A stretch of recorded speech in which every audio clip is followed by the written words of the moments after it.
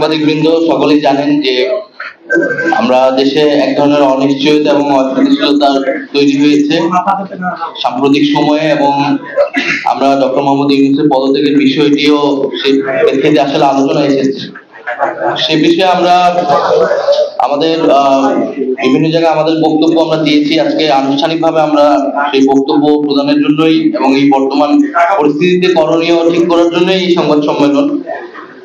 আমরা যেটা আমাদের সদস্য সচিব বললেন যে একটা গণঅভ্যুত্থানের প্রেক্ষিতে ডক্টর মোহাম্মদ ইউনূস উনি আসলে সরকারের দায়িত্ব নিয়েছিলেন, এবং এই অন্তর্বর্তী সরকার কাছ থেকে আমাদের প্রত্যাশা ছিল বা প্রত্যাশা আছে যে গণঅভ্যুত্থানের আকাঙ্ক্ষা, যেটা বিচার এবং সংস্কার এবং পরবর্তীতে মানুষের ভোটাধিকার নিশ্চিতের জন্য শান্তিপূর্ণ ক্ষমতা হস্তান্তর অর্থাৎ নির্বাচনের দিকে বাংলাদেশ যাবে।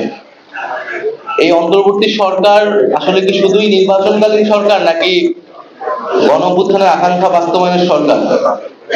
এইটা একটা মৌলিক বিষয়। আমরা মনে করি যে এই অন্তর্বর্তী সরকার একটা গণঅভ্যুত্থানের প্রেক্ষিতে তৈরি হয়েছে, এবং ফলে তার গণঅভ্যুত্থানের যে আকাঙ্ক্ষা, সেই আকাঙ্ক্ষা বাস্তবায়নের একটা দায়বদ্ধতা রয়েছে। শুধু নির্বাচন আয়োজন নয়, বরং জুলাই গণহত্যা সহ বিগত আমলের অপরাধ সমূহ এবং তার বিচার এবং রাষ্ট্রের মৌলিক সংস্কার মধ্য দিয়ে সরকারকে নির্বাচনের দিকে আসলে যেতে হবে। আমরা আমাদের প্রত্যাশা বা আমাদের আহ্বান থাকবে যে ডক্টর মোহাম্মদ ইউনূস তিনি দায়িত্বে থেকেই রাজনৈতিকভাবে সকল পক্ষের সাথে আলোচনা করে একটা সমাধানের দিকে যাবেন। আমরা মনে করি যে জুলাই ঘোষণাপত্রের যেই নির্ধারিত সময় দেওয়া হয়েছিল, সময় কিন্তু আগাচ্ছে, ফলে নির্ধারিত সময়ের মধ্যেই জুলাই ঘোষণাপত্র প্রদানের ব্যবস্থা করা উচিত, এবং বিচার, সংস্কার এবং নির্বাচন এই তিনটিরই রোডম্যাপ একসাথে প্রকাশ করা উচিত। তাহলে জনমনে এবং সকল রাজনৈতিক দলগুলোর মধ্যে এক ধরনের স্বস্তি তৈরি হবে, আস্থার জায়গা তৈরি হবে। ফলে আমাদের অন্তর্বর্তী সরকারের প্রতি আহ্বান, জুলাই ঘোষণাপত্র এবং বিচার, সংস্কার এবং নির্বাচনের রোডম্যাপ একত্রে ঘোষণা করা, এবং সব পক্ষের সাথে আলোচনা করে একটা সুষ্ঠু সমাধানের দিকে যাওয়া। পাশাপাশি রাজনৈতিক দলগুলো এবং আমাদের জনগণের প্রত্যেকেরই আসলে দায়িত্বশীল আচরণ করতে হবে। বাংলাদেশের বর্তমান পরিস্থিতি, জাতীয় নিরাপত্তা এবং ভবিষ্যৎ গণতান্ত্রিক বাংলাদেশের কথা ভেবে সকলেই সেই দায়িত্বশীল আচরণ করব আমরা, এবং একটা আলাপ আলোচনার মধ্যে দিয়ে সমাধানের দিকে যাব, সেটা আমাদের প্রত্যাশা। দ্বিতীয় আরেকটি বিষয় হচ্ছে, সেনাবাহিনীর পক্ষ থেকে 626 জনের একটা তালিকা, যেটা আমরা দীর্ঘদিন ধরে শুনে আসছিলাম, সেই তালিকা প্রকাশ করা হয়েছে।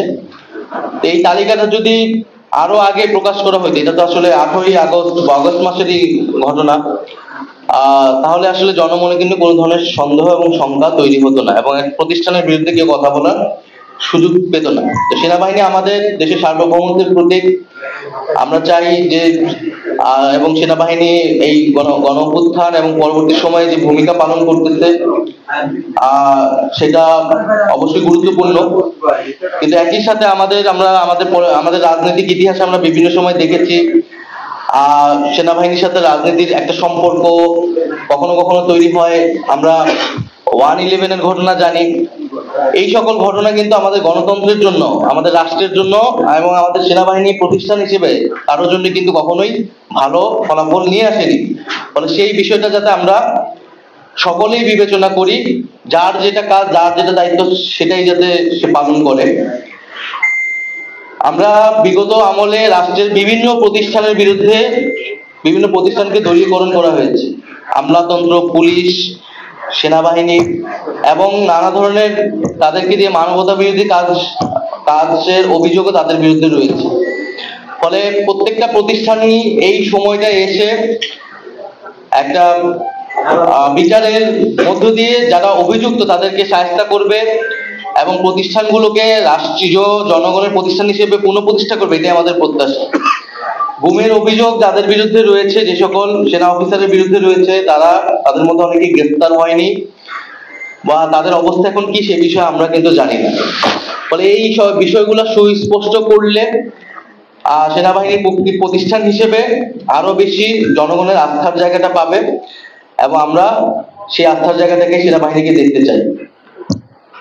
এছাড়া যেই আওয়ামী আমলে নির্বাচনগুলো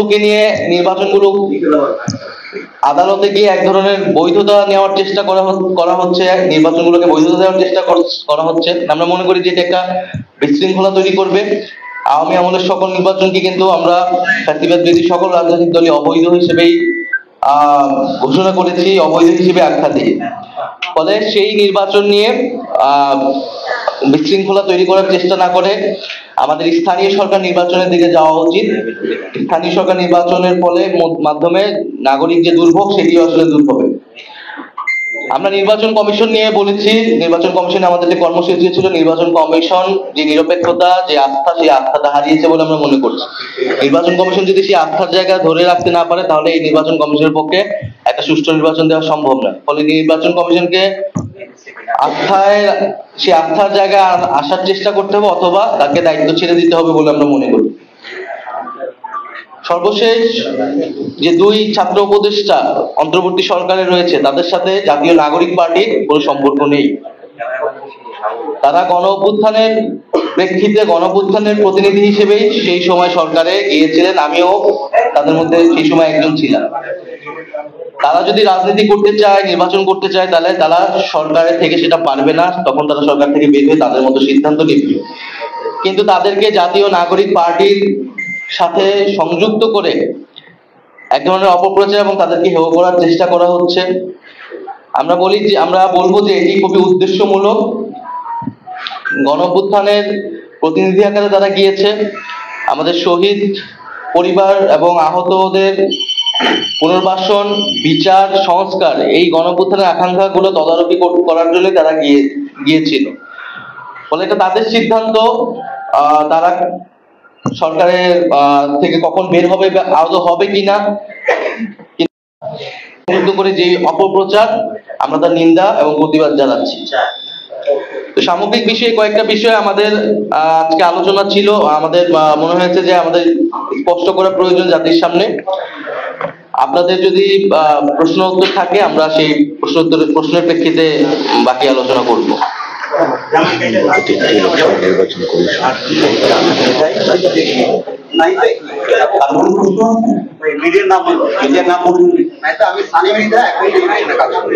জুলাই গণ-অভ্যুত্থানের পরে আমরা একটা প্রত্যাশা করেছিলাম সব রাজনৈতিক দলের একটা ঐক্য তৈরি হবে, সেই জায়গায় এখন আমরা দেখতে পাচ্ছি ফাটল হচ্ছে। এই বিষয়কে আপনি কি মনে করেন যে এনসিপি নেতাদের কিছু মন্তব্য বা তাদের বা ট্যাগিং পলিটিক্স একটা কারণ হতে পারে কিনা? আমি সংযুক্ত করি, সেটা হচ্ছে যে আজকে কিছুক্ষণ আগে জুলাই মঞ্চ একটা সংবাদ সম্মেলন করেছে ঢাকা বিশ্ববিদ্যালয়। সেখানে তারা অনুরোধ করেছে যে এই যে অনৈক্য সৃষ্টির পেছনে ভূমিকা হচ্ছে এনসিপি ভূমিকা, এবং এনসিপি এই জুলাইকে তারা কূটনীতিগত করেছে, তারা মূলত এই অনৈক্য সৃষ্টি করেছে। তাদের বিশেষ করে তাদের যে মন্তব্যগুলো বা ফেসবুকে তারা ট্যাগিং পলিটিক্স। আমাদের গতকাল আমি একটা ফেসবুক পোস্ট দিয়েছিলাম, সেখানেও কিন্তু আমি স্পষ্ট করেছি বাংলাদেশকে বারবার অনৈক্যের দিকে, বিভাজিত করার দিকে ঠেলে দিয়েছে আমাদের প্রতিবেশী রাষ্ট্র এবং নানা ধরনের বাংলাদেশ বিরোধী শক্তি। যাতে বাংলাদেশ শক্তিশালী রাষ্ট্র হিসেবে গড়ে উঠতে না পারে, এ কারণে বাংলাদেশকে কখনোই ঐক্যবদ্ধ হতে দেওয়া হয়নি এবং 5ই আগস্টের পরেও সেই চেষ্টা অব্যাহত রয়েছে। আমরা দেখছি যে ভারতীয় মিডিয়ায় নানা ধরনের প্রচারণা চলছে, বাংলাদেশকে নিয়ে নানা ধরনের সেখানে অপপ্রচার চলছে। আওয়ামী লীগ নানা ধরনের অপপ্রচার করছে। ফলে বাংলাদেশের এই অনৈক্যের পিছে আমি মনে করি যে মূলত রয়েছে আওয়ামী লীগ, কারণ আওয়ামী লীগ চায় না যে এই ঐক্য থাকুক।